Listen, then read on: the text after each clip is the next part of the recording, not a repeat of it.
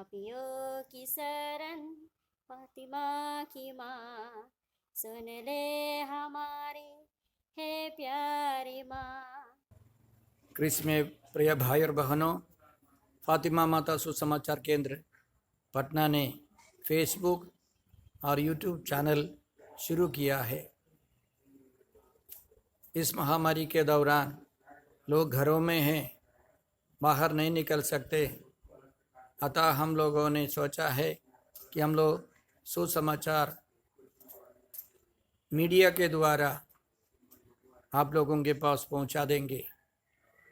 आप लोग यह चैनल सब्सक्राइब करें, बेल बटन दबा करके आप हमको सूचित करें ताकि आपको यहाँ की वीडियो मिलते रहें। साथ साथ आप लोगों से आग्रह है, आपकी कोई ज़रूरत हो, प्रार्थना निवेदन हो, हम लोगों को लिखित रूप से सूचित करें या फ़ोन के द्वारा संपर्क करें। हम लोग आपके लिए प्रार्थना करेंगे।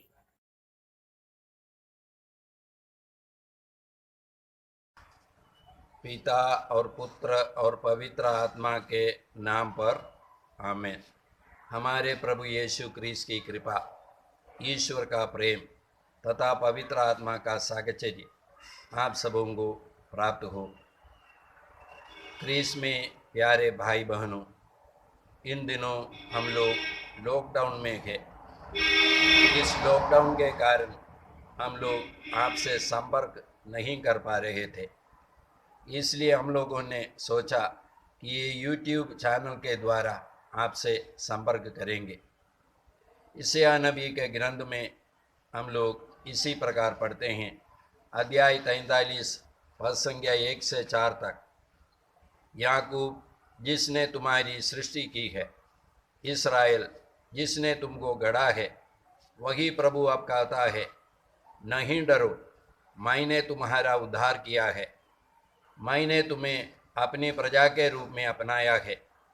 यदि तुम समुद्र पार करोगे, मैं तुम्हारे साथ होऊंगा, जलधाराएं तुम्हें बहाकर नहीं ले जाएगी। यदि तुम आग पार करोगे, ज्वालाएं तुम्हें भस्म नहीं करेगी, क्योंकि मैं प्रभु तुम्हारा उद्धारक हूँ, मैं इस्राएल का परम पावन ईश्वर हूँ।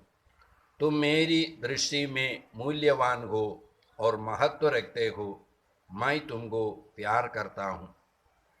यहाँ पर जो हम लोग इस्राएल, याकूब ये सब बोलते हैं, आप और मैं हूँ, ईश्वर हमसे बोलते हैं। हम लोग प्रतिदिन हम लोगों को आग पार करना पड़ता है, समुद्र पार करना पड़ता है। ये आग और समुद्र क्या है? हमारे जीवन की कठिनाइयाँ हैं। विशेष करके इन दिनों जो कठिनाई से होकर हम लोग सारी दुनिया गुजर रहे हैं, ये कोरोना वायरस की बीमारी, इस कठिनाई से होकर के हम लोग गुजर रहे हैं और करीब सभी लोग इसी के कारण डरे हुए हैं। और ईश्वर हम लोगों से कहते हैं, डरो मत, मैं तुम्हारे साथ हूँ। तुम मेरी दृष्टि में मूल्यवान हो और महत्व रखते हो, मैं तुमको प्यार करता हूँ। हम ईश्वर की दृष्टि में इसी प्रकार पढ़ते हैं। आप लोग जानते हैं कि आपके पूर्वजों से चली आई हुई निरर्थक जीवनचर्या से आपका उद्धार सोने चांदी जैसी नश्वर चीज़ों की कीमत पर नहीं, बल्कि एक निर्दोष तथा निष्कलंक मेमने अर्थात मसीह के मूल्यवान रक्त के कीमत पर। वो हमारा कीमत यीशु के रक्त के, ईश्वर के लिए हमारा कीमत यीशु के रक्त के या यीशु के जीवन के बराबर है। हमें बचाने के लिए, हमें मुक्ति देने के लिए, हमें अपनी संतान बनाने के लिए ईश्वर ने अपने पुत्र को भेजा है। संत योहन के पहले पत्र अध्याय 4 पद संख्या 10 में हम लोग इसी प्रकार पढ़ते हैं, हमने पहले ईश्वर को नहीं, बल्कि ईश्वर ने हमको पहले प्यार किया और हमारे पापों के उद्धार के लिए उसने अपने पुत्र को भेजा। हमने पहले ईश्वर को नहीं, बल्कि ईश्वर ने हमको पहले प्यार किया और हमारे पापों के प्रायश्चित के लिए उसने अपने पुत्र को भेजा है। ईश्वर ने हमको पहले प्यार किया है, इसलिए ईश्वर ने हमको बनाया है। यिर्मयाह नबी के ग्रंथ में हम लोग इसी प्रकार पढ़ते हैं, माता के गर्भ में तुमको रचने से पहले ही मैंने तुमको जान लिया, तुम्हारे जन्म के पहले ही मैंने तुमको पवित्र किया। ईश्वर ने हम लोगों को पहले से जान लिया और हमारे जन्म के पहले ईश्वर ने हमको पवित्र किया है, हमको अपनाया है। ये ईश्वर कहते हैं, डरो मत, मैं तुम्हारे साथ हूँ।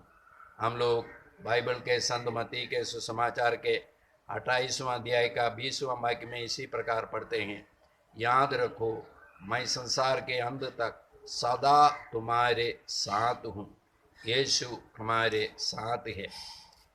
इस दिनों सभी लोग डर से पीड़ित है। ये डर मनुष्य का एक बुनियादी अनुभव है। हम लोग कई चीज़ से डरते हैं, चोर से डरते हैं, हम लोग सांप से डरते हैं, बिजली से डरते हैं। ये सब हमको डर पैदा करते हैं। और ईश्वर हम लोगों से बोलते हैं, डरो मत, मैं तुम्हारे साथ हूँ। हर डर के पीछे मृत्यु का डर है। ये कोरोना वायरस भी, इसका अनुभव एक सर्दी के बीमारी जैसा है, लेकिन जैसे ही आपसे बताया जाता है कि ये कोरोना वायरस है, कोरोना वायरस पॉजिटिव है, तुरंत हम लोग डरना शुरू करते हैं। क्यों डरना शुरू करते हैं? क्योंकि हम लोग मृत्यु के बारे में सुनते हैं, हम लोग मर सकते हैं, मृत्यु हमारे सामने है। तो हर डर के पीछे मृत्यु का डर है। इसलिए ईश्वर बोलते हैं, मैं तुम्हारे साथ हूँ।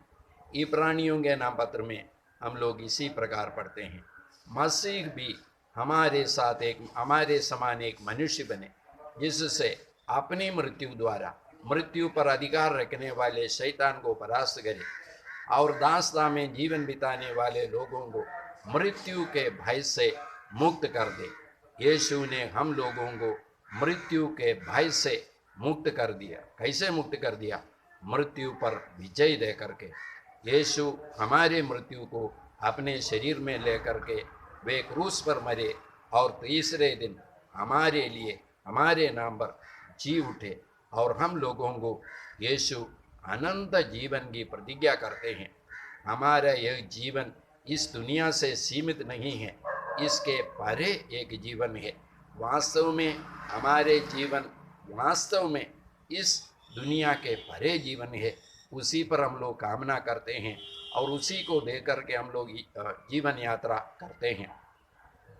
प्रकाशना ग्रंथ में यीशु इसी प्रकार बोलते हैं, डरो मत, आदि और अंत मैं हूँ, जीवन का स्रोत मैं हूँ। मैं मर गया था और देखो मैं जीवित हूँ। मृत्यु और अधोलोक की कुंजियाँ मेरे पास है। मृत्यु और अधोलोक की कुंजियाँ मेरे पास है। ये यीशु जिन्होंने हमारे लिए हमारे नाम पर मृत्यु पर विजय पाया, ये यीशु हमारे साथ है। ये यीशु की प्रतिज्ञा है। हम लोग इस यीशु की प्रतिज्ञाओं को स्वीकार करें। यीशु हमको प्रोत्साहन देने के लिए, हमको साहस से भरने के लिए कई वचन कई प्रतिज्ञाएं कहते हैं।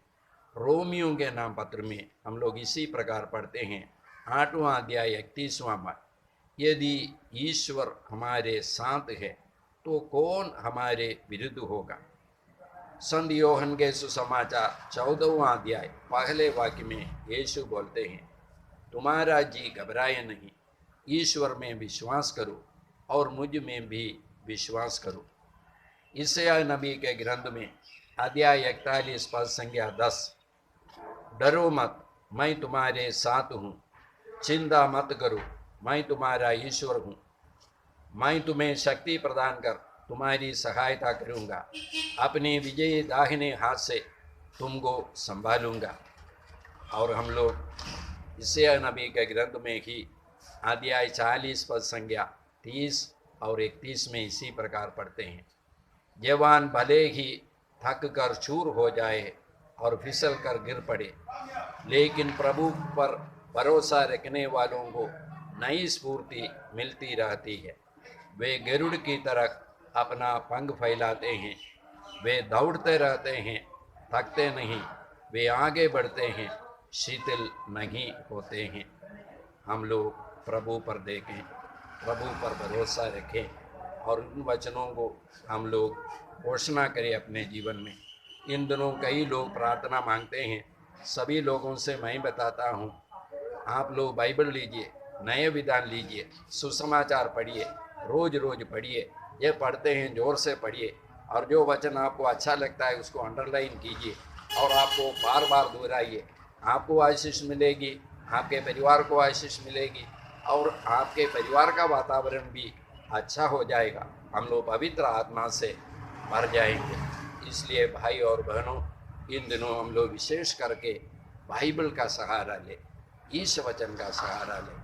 प्रभु आप लोगों के साथ रहें, पिता और पुत्र और पवित्र आत्मा के नाम पर आमीन।